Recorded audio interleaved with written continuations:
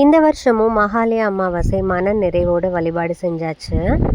காலையில் நேரமே எழுந்திரிச்சு வீடெல்லாமே க்ளீன் பண்ணிவிட்டு ஆத்ம ஜோதி ஏற்றிட்டு அமாவாசை அன்னைக்கு மாத்திர கண் திருஷ்டி உப்பையும் மாற்றிட்டு அதுக்கப்புறமா கிச்சன் ஒர்க் எல்லாமே ஸ்டார்ட் பண்ணிட்டேன். பூஜைக்கு தேவையான பூ எல்லாமே எடுத்து வச்சுட்டு அடுத்ததாக சமையலுக்கு தேவையான காய்கறி எல்லாமே எடுத்து கழுவி அதுக்கப்புறம் அதை கட் பண்ணுறதுக்கு நான் ஸ்டார்ட் பண்ணிட்டேன். பருப்பு ஒன்றா வேக போட்டுட்டு காலையில் பிரேக்ஃபாஸ்ட்டையும் அப்படியே முடிச்சுட்டு காய் கட் பண்ண ஆரம்பித்தாச்சு. இன்றைக்கி மெனு என்னென்னு நேற்றே பிளான் பண்ணி அதுக்கான வெஜிடபிள் கிராசரிஸ் எல்லாமே வாங்கிட்டு வந்தனால எனக்கு சமையல் செய்ய ரொம்பவே ஈஸியாக இருந்துச்சு. ஒரு 3 மணி நேரத்தில் கம்ப்ளீட்டாக எல்லா சமையலும் முடித்தாச்சு.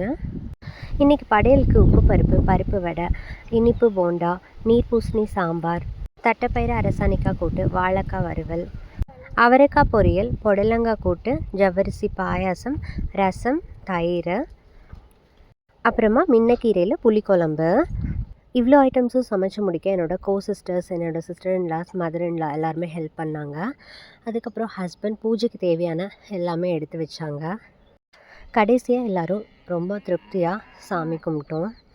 இந்த நாளை நான் முழுக்க நன்றி உணர்வை வெளிப்படுத்துகிற நாளாக தான் பார்க்குறேன். நம்ம லைஃப்பில் எந்த அளவுக்கு சின்ன சின்ன விஷயங்களுக்கு நன்றி உணர்வோடு இருக்குமோ அந்தளவுக்கு நம்ம நிறைய பாசிட்டிவிட்டியாக அட்ராக்ட் பண்ணுவோம் அப்படிங்கிறது என்னோடய அசைக்க முடியாத நம்பிக்கை. நம்ம இந்த பூமிக்கு வர காரணமாக இருந்த பெரியவங்களுக்காக இந்த முழு நாளையும் அர்ப்பணித்ததில் ரொம்பவே மகிழ்ச்சி. இன்னொரு வீடியோவில் பார்க்கலாம்.